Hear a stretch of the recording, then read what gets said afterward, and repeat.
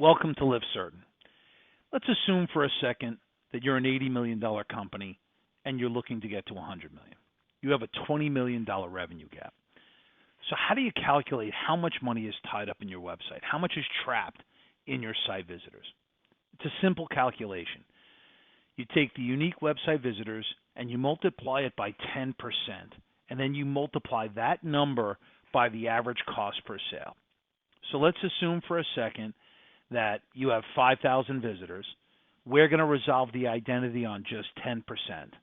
Right? That would be 500 times $10,000 would be $5 million. Now, don't panic on me, okay? We're resolving it a little bit higher than 10%, all right? But what you're going to learn when you use our software is you have the ability with our include, exclude, with our Boolean logic, with our ability to sub-segment the traffic on your website. And what I mean by, and you need to do the demo when we talk and see it, you have the ability to say, okay, I want people who did the following behaviors. And you could build behavioral thresholds. The amount of visitors that we resolve the identity on is not the most important factor, believe it or not. It's the quality of the ones that we can identify the identity on. Okay? So calculations, like I said, they're important, but it's just a rule of thumb. And so you're going to calculate at a certain point what that threshold should be. So you take 5,000. You may say, you know what? I want the cream of the cream and I only want 1%.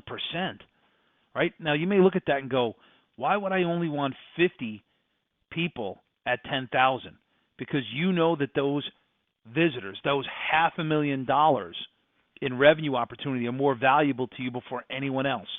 And then you go and you lower the threshold on behavior, time frame, because those are the two factors in which you can create site visitors.